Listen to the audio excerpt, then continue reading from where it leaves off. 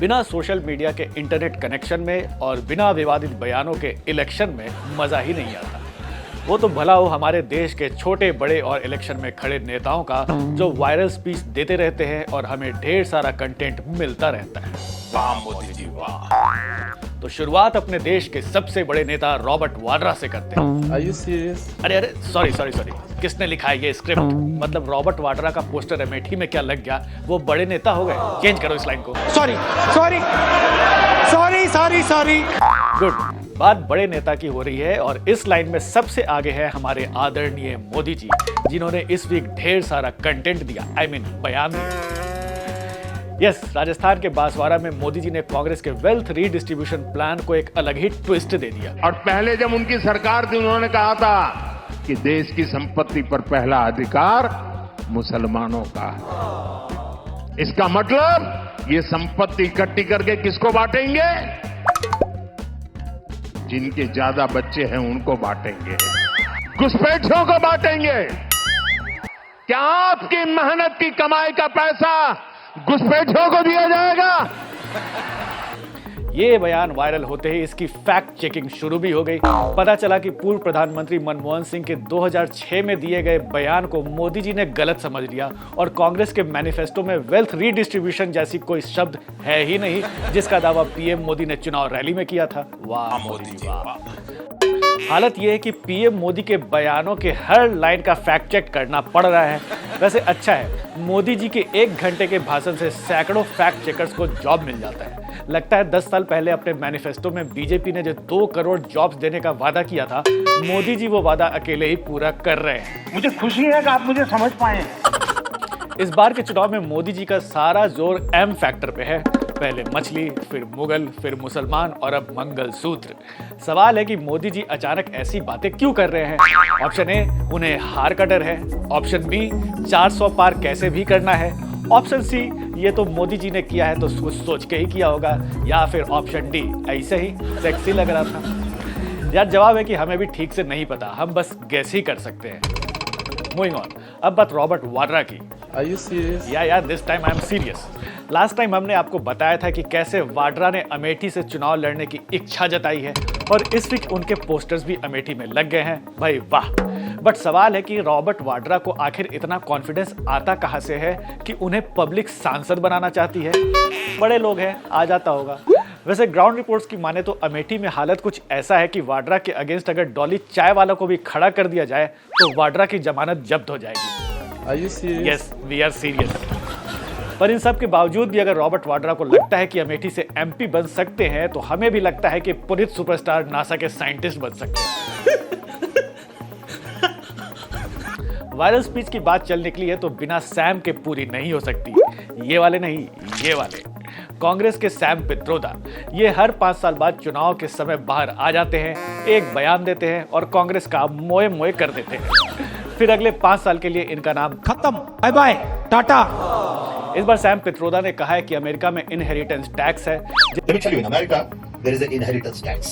So if, let's say, one has $100 million worth of wealth, and when he dies, he can only transfer probably 45% to his children. 55% is grabbed by government. Now, that's an interesting law. Pitroda की कब्जे वाली बात कांग्रेस को कब्ज की तरह लगी और उसने सैम पित्रोदा के बयान से खुद को इस तरह अलग कर लिया। इस बयान से कांग्रेस इतना बैकफुट पे आ गई है कि राहुल गांधी को आनन फानन में नई स्कीम लॉन्च करनी पड़ी और इस स्कीम का नाम है खटाखट स्कीम। हमारे जो युवा हैं जो आज सड़कों पे घूम रहे हैं, इंस्टाग्राम फेसबुक देख रहे हैं, उनके बैंक अकाउंट में साल का 1 लाख रुपया, 8,500 रुपए महीने का ठकाठक हमारी सरकार डालेगी। सैम पित्रोदा के बयान को बीजेपी ने लॉलीपॉप कैच की तरह लपक लिया और अगली ही रैली में मोदी जी ने इस पर भाषण दे दिया। कांग्रेस का मंत्र है कांग्रेस की लूट, जिंदगी के साथ भी और जिंदगी के बाद भी। कभी कभी तो लगता है कि उनके भाषण लिखने वाले उनके आईटी सेल से भी ज्यादा तेज हैं। सही बात है, बीजेपी आईटी सेल वालों की स्पीड आजकल थोड़ी कम हो गई। तभी तो उसके हेड अमित मालविया ने अपना ये ट्वीट डिलीट करने में देर कर दी, जिनमें उन्होंने इनहेरिटेंस टैक्स की वकालत की थी। मालविया के अलावा बीजेपी के जयंत सिन्हा भी विरासत टैक्स के पक्ष में बयान दे चुके हैं। Which is why we need estate taxes so that we take away at least 50 or 55% of the advantage that dynastic business people already have right now. So it's about leveling the playing field and creating opportunity. By the way, taxes in the US and elsewhere, you said I've spent a lot of time in America and I have. I can tell you, estate taxes are 55% there.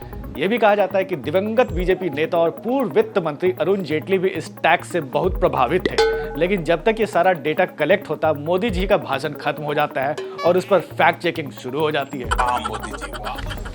इस elections में जनता की नजर उन पर भी बनी हुई है जो अभिनेता से नेता बने हैं। टीवी के भगवान राम अरुण गोविल मेरठ में बीजेपी की तरफ से चुनाव लड़ रहे हैं, लेकिन त्रेता युग से कलयुग तक मुसीबतों ने भगवान राम का पीछा ही नहीं छोड़ा। यस, उनकी रैली में समर्थकों से ज्यादा चोर उचक्के और जेब कतरे घुस जा रहे हैं। खबर आई है कि उनकी रैली में कम से कम 25 लोगों की जेब कटी और उनके रुपए और मोबाइल चोरी हो गए। वैसे मोबाइल गायब होने में तो उनकी ही लापरवाही है। अरे भाई, प्रभु राम रैली कर रहे हैं, आपको अपने मोबाइल से उनका वीडियो बनाना चाहिए, मोबाइल को जेब में क्यों रखा था? नॉनसेंस।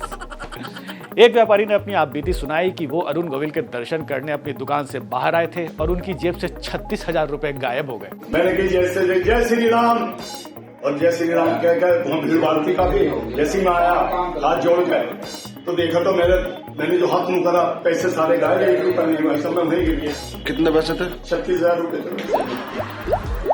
पुलिस अभी तक चोरों का पता नहीं लगा पाई है। सवाल यह है कि अगर ये पकड़े गए तो सरकार इन्हें अपने स्टार्टअप के लिए सम्मानित करेगी या फिर जनता अरुण गोविल से ये कहेगी कि प्रभु इस राक्षस का वध करने के लिए ब्रह्मास्त्र उठाइए। मूविंग ऑन, अब बीजेपी को अब की बार 400 पार का नारा देने की जरूरत नहीं है। वो 399 पार भी बोलेगी तो काम चल जाएगा, क्योंकि एक सीट तो वो ऑलरेडी जीत चुकी है। यस, गुजरात की लोकसभा सीट से बीजेपी के मुकेश दलाल निर्विरोध सांसद बन चुके हैं। उनके अलावा कांग्रेस नेता का नॉमिनेशन रद्द कर दिया गया और बाकी 8 लोगों ने अपना नाम ही वापस ले लिया। हो गया फैसला, मुकेश दलाल खेल शुरू होने से पहले ही विनर घोषित कर दिए गए।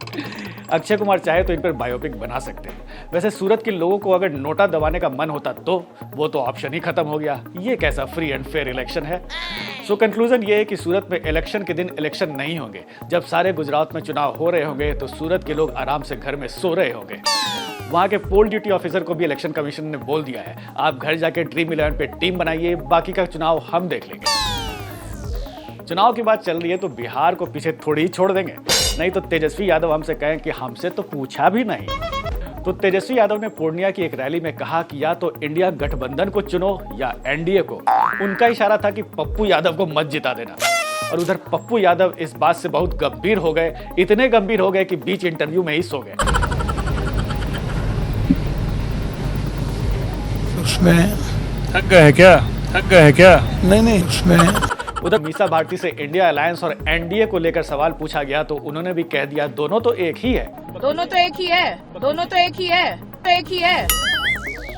हमारी अगली खबर इतनी बड़ी है कि सुप्रीम कोर्ट ने इसमें बड़ा इंटरेस्ट लिया है। सुप्रीम कोर्ट में आयुर्वेद कंपनी पतंजलि के मालिक स्वामी रामदेव ने इतनी बार माफी मांग ली है जितने छोटे बच्चे टॉफी भी नहीं मांगते। टॉफी तो खैर अब बच्चे मांगते ही कहाँ हैं, वो तो मोबाइल मांगते और कार्टून देखते और गेम्स खेलने में लगे रहते हैं। लेकिन अभी हम बच्चों की बात नहीं, बाबा रामदेव की प्रॉब्लम्स डिस्कस कर रहे हैं। बाबा रामदेव ने पहले मिसलीडिंग एड्स देने के लिए सुप्रीम कोर्ट से माफी मांगी, फिर सुप्रीम कोर्ट ने जनता से लिखित और बिना शर्त माफी मांगने के लिए कहा तो रामदेव ने अखबार में एड देकर माफी मांग ली। फिर कोर्ट ने कहा कि एड तो फुल पेज का था और माफी इतनी छोटी। फिर रामदेव ने इस छोटे साइज के लिए भी माफी मांगी। अब माफी इतनी ज्यादा हो गई है कि अगर उसे काढ़ा बनाया जाए तो पूरे देश का जुकाम ठीक हो जाए। विचित्र बात यह है कि अखबार वाले खुद कोई गलती करते हैं तो बीच में कहीं छोटे से कॉलम में माफी मांग लेते हैं और अभी वो रामदेव की इतनी बड़ी माफी छाप के मजे ले रहे हैं। अब समस्या ये है कि सारा समय माफी मांगने में ही बीत जाएगा तो बाबा रामदेव जड़ी बूटी कम कूटेंगे। बाबा रामदेव को माफी मिलेगी या नहीं वो तो अभी नहीं पता, लेकिन तिहाड़ जेल में बंद और शुगर से परेशान दिल्ली के चीफ मिनिस्टर अरविंद केजरीवाल को फाइनली इंसुलिन मिल गई है। आम आदमी पार्टी के लोग खुशी से झूम रहे हैं, तभी पार्टी के बड़े नेता सौरभ भारद्वाज ने बताया कि केजरीवाल को असल में इंसुलिन मिली कैसे। आज अरविंद केजरीवाल की जान को खतरा था, न तिहाड़ इंसुलिन देने के लिए तैयार था, न केंद्र सरकार इंसुलिन देने के लिए तैयार थी। कोर्ट तक लड़ाई लड़नी पड़ी, मगर आज हनुमान जन्मोत्सव पे बजरंग जी के हनुमान जी के आशीर्वाद से उनको इंसुलिन मिली है। हम भगवान बजरंग बली का हृदय की गहराइयों से धन्यवाद करते हैं। और इस तरह आम आदमी पार्टी ने दिखा दिया कि चुनाव में भगवान के नाम का इस्तेमाल सिर्फ बीजेपी ही नहीं कर सकती, थोड़ी सी फ्रेंचाइजी इनके पास भी है। वैसे रामायण में हनुमान जी संजीवनी बूटी लाते हैं, आजकल इंसुलिन ला रहे हैं। चुनाव के अलावा क्रिकेट का खेल हमारे देश के लोगों का फेवरेट है और क्रिकेट के धुरंधर खिलाड़ी विराट कोहली ने ऐसा बयान दिया है जो वायरल हो गया। विराट ने कहा है कि मैं अपनी लाइफ में जिस जगह हूं वहां स्ट्रगल और सैक्रिफाइस जैसे शब्द इस्तेमाल नहीं कर सकता। स्ट्रगल तो उसका है जिसे 2 वक्त की रोटी भी नहीं मिलती। एक टेस्ट सीरीज से बाहर होने की समस्या को आप स्ट्रगल से कंपेयर नहीं कर सकते जिसके सर पर छत ना हो।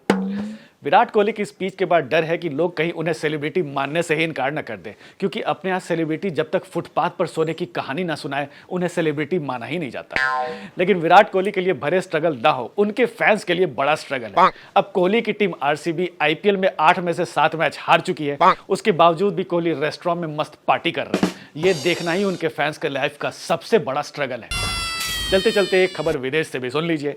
खबर तो विदेश की है लेकिन इसमें आपको देसी फील आ जाएगा। न्यूयॉर्क के कोलंबिया यूनिवर्सिटी में स्टूडेंट्स ने आजादी के नारे लगाए। कहां तो बात हो रही थी कि भारत की यूनिवर्सिटी को यूएस जैसा बनाया जाएगा और कहां यूएस की यूनिवर्सिटी में अपने यहां के राइमिंग वाले नारे लग रहे हैं। ये है ग्लोबलाइजेशन की पावर, इसे हल्के में मत लीजिए।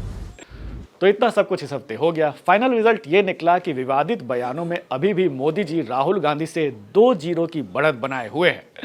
कांग्रेस के अपने नेता ही उसकी लुटिया डुबो रहे हैं, उसे अब ध्रुव राठी का ही सहारा है। Well, that's all for now. If you like this video, share it with your friends and family and do not forget to subscribe to our channel India Today and Aaj Tak.